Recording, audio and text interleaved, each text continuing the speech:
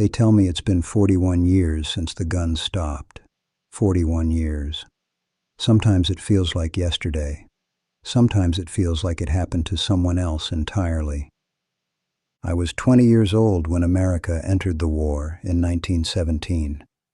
Farm boy from Iowa, never been further than Des Moines. I believed everything they told us. Make the world safe for democracy. The war to end all wars. I enlisted with my best friend, Charlie Webster. We thought we'd have an adventure, see Paris, be home by Christmas. We trained at Camp Funston in Kansas, then shipped out in the spring of 18. The crossing took 2 weeks. Half the boys were seasick.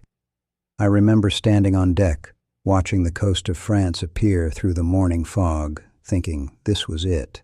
This was history. They rushed us through more training and sent us up to the front in September. By then, everyone knew we were winning. The Germans were falling back, their lines breaking. There was talk of it being over by Thanksgiving. We were cocky about it. Green troops who hadn't seen anything yet. My first real action was in the Meuse-Argonne offensive. That's where Charlie died. Took shrapnel from a German shell on our third day in the trenches. He bled out before the medics could reach him. Kept asking me to tell his mother he wasn't scared. But he was. God, he was terrified. After that, things changed for me. War stopped being an adventure. It became something you survived, 1 hour at a time. By November, we'd pushed the Germans back mile after mile. We were exhausted, filthy, half-starved, but we kept going because that's all there was. Keep moving forward or die where you stood. November 10th, 1918. We were positioned near a village called Stenay, right on the Meuse River. Word had been filtering down through the ranks for days. Peace talks, negotiations. The Germans were finished. But the orders kept coming.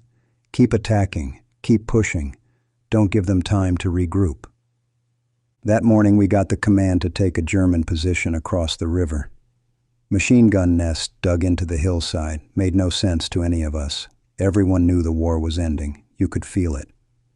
But officers wanted one more victory, one more piece of ground to claim before it was over. Lieutenant Morrison gathered us at dawn. His hands were shaking when he lit his cigarette. They say the armistice might be signed today, he said. Could be official by noon. Tommy Sullivan, a kid from Boston, he laughed. Actually laughed. So why the hell are we attacking? Morrison didn't have an answer for that. None of us did. We moved out at 8 o'clock. The morning was cold. Frost on the ground, our breath visible in the air. Beautiful morning. Strange to think about beauty when you're walking toward machine guns. The artillery started up as we approached the river. Ours and theirs. The Germans knew we were coming. They weren't surrendering. They were fighting like men with nothing left to lose. We crossed the river in boats, under fire the whole way. Henry Gunther was rowing next to me. Big German-American kid from Baltimore, strong as an ox. He kept saying, almost over, like a prayer. The machine guns opened up when we hit the far bank. That sound. After all these years, I still hear it in my sleep. That mechanical rattling, like God's own sewing machine stitching death across the world. Men started dropping. Not everyone. Not like the Somme or Verdun, where whole companies got wiped out. But enough. Boys who'd survived months of fighting, dying in the last hours. We made it to cover behind a low stone wall. My sergeant, Davis, he was checking his watch every few minutes. 10:30, he said. Armistice is supposed to be at 11. 30 minutes. We had 30 minutes to live through. The Germans weren't letting up. If anything, they fought harder. Maybe they were angry. Maybe they wanted to kill as many of us as they could before the peace came. Maybe they were just following orders, same as us. I watched a shell land directly on a group of men trying to advance up the hill. Just erased them. One moment they were there, The next just smoke and dirt and pieces of things that used to be human beings. 10:45. Lieutenant Morrison ordered us to charge the machine gun nest, right then, with 15 minutes to go. Some of the men refused, just sat there behind the wall, shaking their heads. Morrison pulled his pistol, threatened to shoot them for cowardice, but his heart wasn't in it. How do you shoot a man for not wanting to die 15 minutes before peace? But some of us went, because we were soldiers, because we'd been trained to follow orders even when they were insane, because at that point, nothing made sense anyway. Henry Gunther went. He ran ahead of all of us, firing his rifle. I screamed at him to get down, to wait, but he kept going, like he had something to prove. I learned later he'd been demoted for some infraction, was trying to get his honor back. The German machine gunner shot him at 10:59. I saw it. Watched Henry stumble, fall, try to get up, fall again. He died at 10:59 a.m. on November 11th, 1918. 1 minute. 1 goddamn minute before the armistice. Then the strangest thing happened. At exactly 11 o'clock, the guns stopped. All of them. Ours, theirs, everyone's. Just stopped. The silence was worse than the noise. After months of constant artillery, constant gunfire, the silence felt wrong, unnatural, like the world had died. We stood up from behind our wall. Across the way, German soldiers stood up from their positions. We looked at each other. These men who'd been trying to kill us seconds ago. Young faces, old eyes, just like us. Nobody cheered, nobody celebrated. We just stood there in that terrible silence, surrounded by our dead. Henry Gunther was lying 50 feet away. Tommy Sullivan crawled out to him, checked for a pulse. Nothing. Tommy sat there next to Henry's body and cried, not loud, just quiet tears running down his dirty face. I looked at my watch. 11:02 a.m. The war to end all wars was over. But Henry was still dead. Charlie was still dead. All the boys in all those graves across France were still dead. And for what? What had we won? What had any of us won? The rest of that day passed in a strange dream. Some men did celebrate, fired their rifles in the air, hugged each other, passed around whatever liquor they'd been saving. I couldn't join them, couldn't make myself feel anything except numb. They told us later that Henry Gunther was the last American soldier killed in World War I. There was some debate about it, different claims from different units, but officially, he was the last.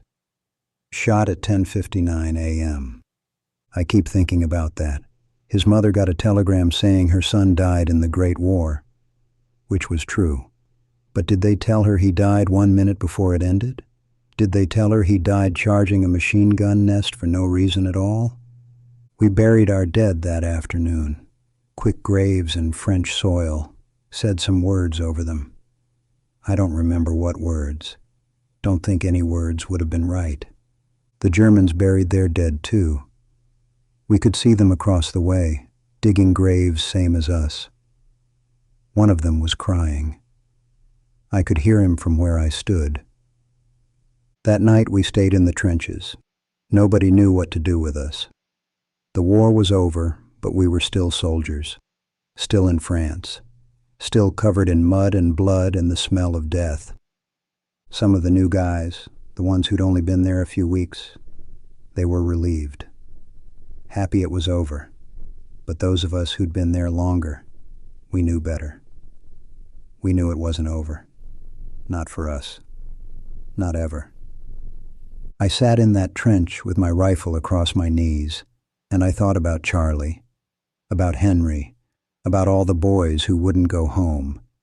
And I thought about myself, and I wondered what exactly was going home. The kid from Iowa who'd enlisted in 1917, he'd died somewhere in the mud of France. Same as Charlie, same as Henry. What was left was something else, something broken and hollow and wrong. Lieutenant Morrison came by around midnight, sat down next to me, didn't say anything. just sat there. After a while, he pulled out a flask, took a drink, handed it to me. I took a drink. It burned going down. We sat in silence until dawn. We stayed in France through the winter. Army didn't know what to do with 2 million soldiers who suddenly had no war to fight. So we waited, drilled, marched, tried to stay busy. But at night, the dreams came. Every single night. I'd be back at that river, watching Henry run toward the machine gun. Sometimes in the dream I could save him.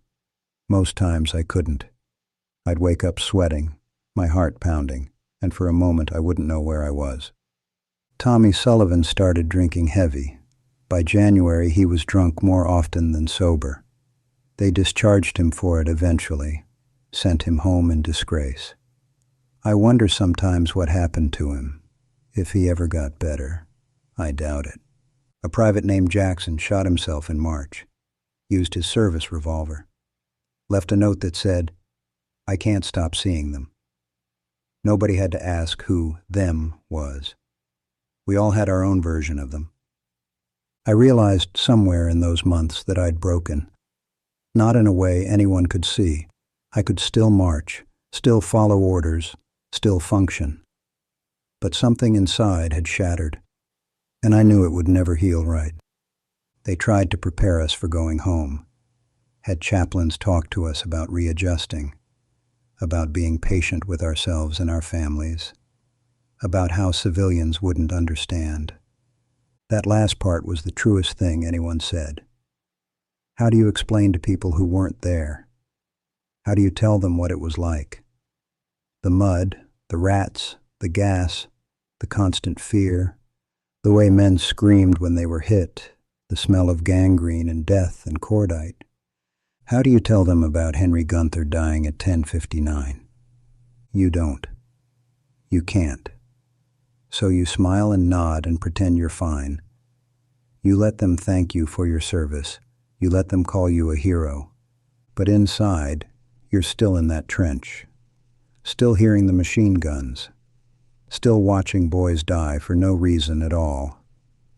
I sailed home in July 1919, 2 years after I'd left. The troop ship pulled into New York Harbor and everyone was cheering, crying, waving flags. I stood at the rail and felt nothing, just empty.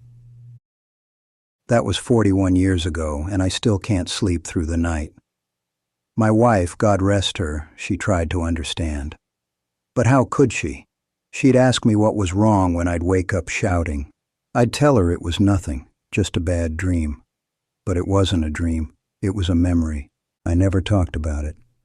Not really.